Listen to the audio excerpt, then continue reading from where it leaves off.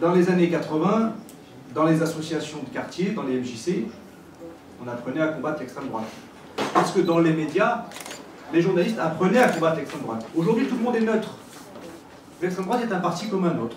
En tant que travailleur social municipal, je n'ai pas le droit de dire du mal d'un parti, puisqu'il est reconnu comme un parti légal. En tant que journaliste, je n'ai pas le droit de dire du mal d'un parti, parce que c'est un parti légal.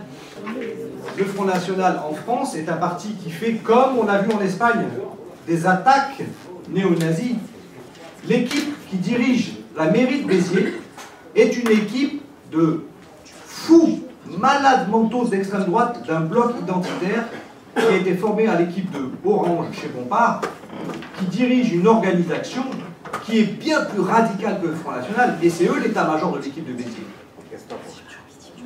Générations identitaires qui sont plus radicales que le Front National, qui attaquent les camps de migrants à Austerlitz, forment des cadres qui prendront beaucoup plus de pouvoir contre le Front National. Elle sera arrivée au pouvoir. Génération identitaire monte sur le toit de la mosquée de Poitiers pour casser la mosquée de Poitiers qui est en construction. Ils sont filmés par BFM TV, ils sont diffusés en direct. On porte plainte, on dit « Désolé, votre plainte ne peut pas aboutir, nous ne savons pas qui ils sont ». Les gens qui ont attaqué à Austerlitz, on a porté plainte contre ceux qui ont attaqué à Austerlitz en commando. Ils sont publiés sur Twitter, sur Facebook, leurs photos en train d'attaquer le camp des Roms, le camp des migrants d'Austerlitz. Notre plainte n'aboutit pas, on ne sait pas qui ils sont. Ceux qui ont fait le site internet français Boulevard Hitler, vous vous rendez compte? 1 an de procédure, classé sans suite, nous ne savons pas qui ils sont. Ah bon? Le fait qu'on dit « Oh non, Marine Le Pen va danser avec les SS », ils font « Valeurs Actuelles est financée par l'extrême droite fasciste russe » à la demande de Marine Le Pen. C'est Marine Le Pen qui a été voir l'extrême droite fasciste russe, aidé avec Poutine, pour aller faire financer Valeurs Actuelles. Valeurs Actuelles, on a eu un procès hier contre eux. On a la décision le 9 décembre. On va gagner quoi? 1000 € et l'État va gagner 1000 €. Eux, pendant ce temps, ils ont gagné 50 millions d'euros du capitaliste russe qui les finance. Il y a longtemps, il y a une dizaine d'années, 20 ans, une dizaine d'années, j'étais dans une journée, un anniversaire du lycée autogéré de Paris, et je l'avais dit que pour lutter contre l'extrême droite, il était temps de changer laborieusement le mode d'enseignement dans les établissements scolaires, où on apprend à obéir, à ne pas avoir de jugement critique. Être critique dans un établissement scolaire, ça coûte énormément. Donc je pense qu'il faudrait développer les écoles expérimentales, développer la démocratie, l'apprentissage pratique et concret de l'instruction civique, l'apprentissage de la citoyenneté au sein du système éducatif. Je pense que ce serait très important. Voilà, là on a le résultat d'une dérive.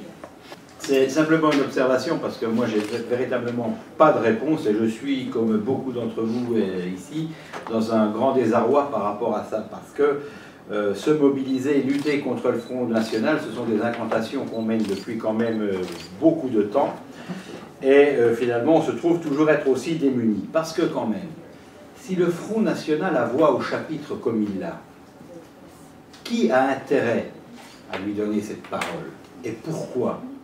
Pourquoi les idées de gauche, les idées républicaines, les idées d'humanité sont-elles tellement battues en brèche et ne passent pas un certain seuil en matière de communication? Qui a intérêt à tout ça? Moi, je le dis un peu par boutade. Vous savez, on a fait monter l'extrême droite. Il y en a un qui s'est dit, finalement, quand il se trouve au 2e tour d'une grande élection devant l'extrême droite, la droite, Jacques Chirac a gagné avec 82%. Je me demande si dans le calcul d'un autre aujourd'hui, ne c'est pas de se dire finalement, si Chirac a gagné avec 82%, je finirai par gagner par 52% et tout ira bien dans le meilleur. C'est vrai que j'ai l'impression de vous entendre tous les jours répéter la même chose, que ce soit Front de Gauche ou Parti Socialiste. J'ai l'impression d'être dans une répétition. Et moi qui suis... je dirais, je suis un militant des pavés plutôt sur la question du racisme, sur la question du Front National. Mais le Front National, vous l'avez fabriqué. Vous l'avez vraiment fabriqué, le Front National. Rappelez-vous, dans les années 83, quand Mitterrand donne la parole à l'heure de vérité au Front National, il lui ouvre un boulevard. À ce moment-là, c'est vrai qu'on s'est mobilisé à l'époque, moi j'étais SOS Racisme, et je me suis réveillé il n'y a pas très longtemps dans les élections sur Nancy. À Nancy, le Front National s'est mobilisé contre la venue de Le Pen dans les années 90. Pour une ville comme si vous connaissez Nancy, il y a à peine 100 000 habitants, on était 15 à 20 000 sur les pavés pendant plusieurs jours. On a fait des manifestations, on a fait une pédagogie effectivement d'expliquer que l'extrême droite française vient effectivement, c'est un mouvement fasciste, c'est un mouvement en même temps qui s'inscrit réellement dans les gènes de l'OAS. D'ailleurs, il y a eu un procès avec Le Pen parce que on avait dit qu'il était le fils spirituel, je ne sais pas si beaucoup ont suivi cette question-là à ce moment-là, qu'il était le fils spirituel d'Hitler. Et à Roubaix, dans certains quartiers, je vous dis, quand on parlait souvent d'abstention, c'est effrayant. Ils sont là, positionnés sur des choses qui, soi-disant, des partis politiques, on est sur le PS, on est sur la gauche, on est sur le parti radical de gauche, enfin bref, quel que soit le parti politique qui est là et qui essaye à un moment donné d'aller échanger, discuter, parler, ils n'y croient plus. C'est comment reprendre confiance à notre jeunesse sur des idées concrètes et réelles. Voilà, c'est ça. Le combat, il viendra. Mais au moins reprendre conscience à cette jeunesse par rapport à ça. Merci.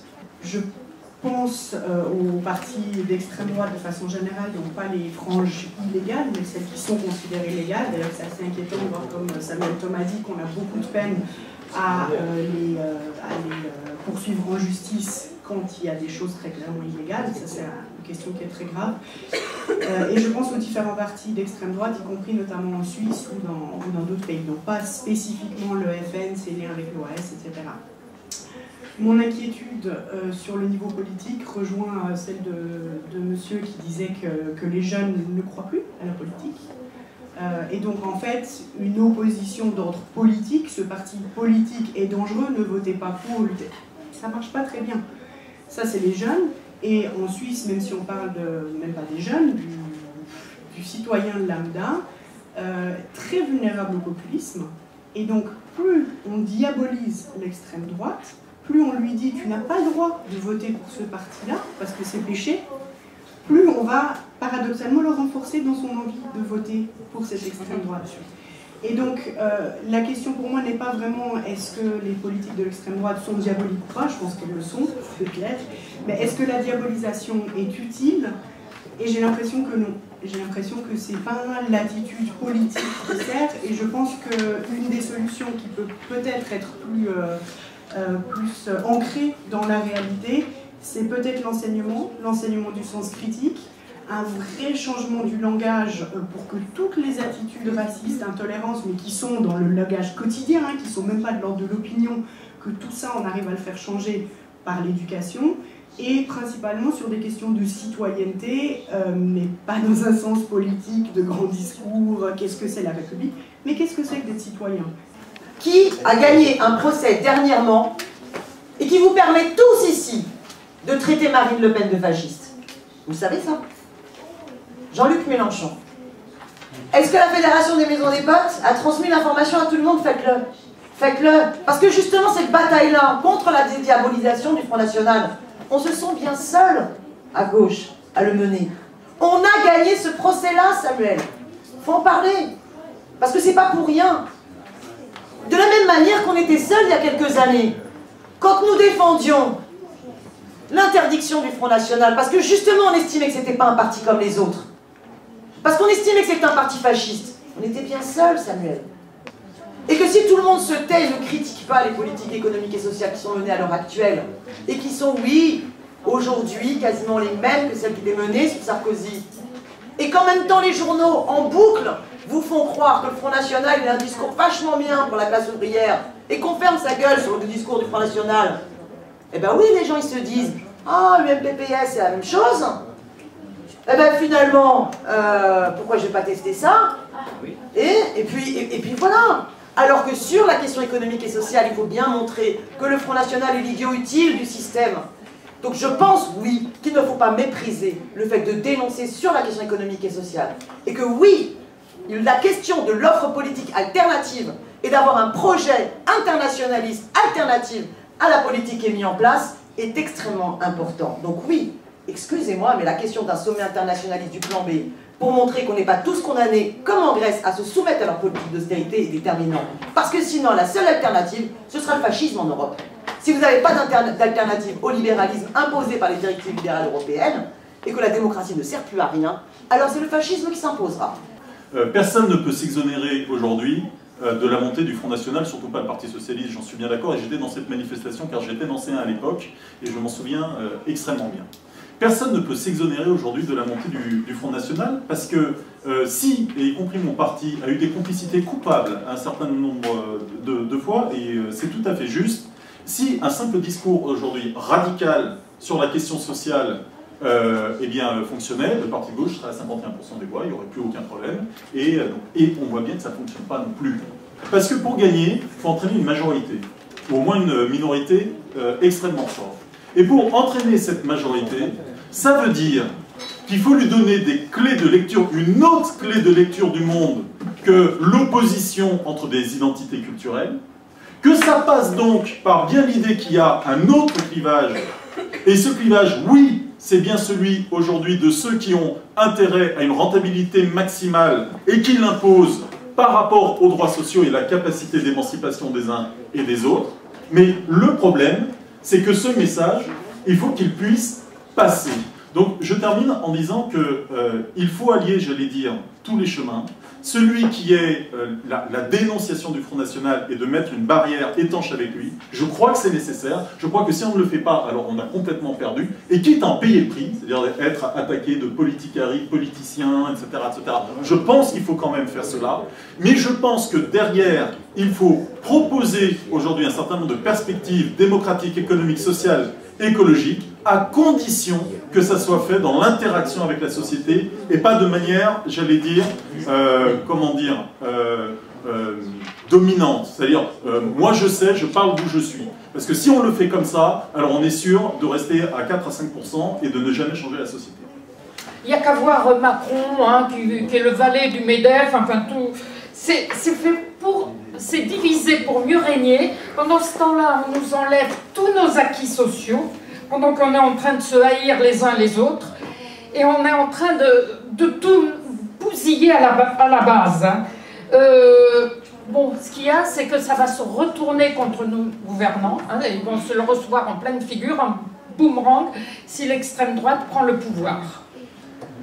Penser que le Front National, la réponse, elle est uniquement sociale, c'est faux.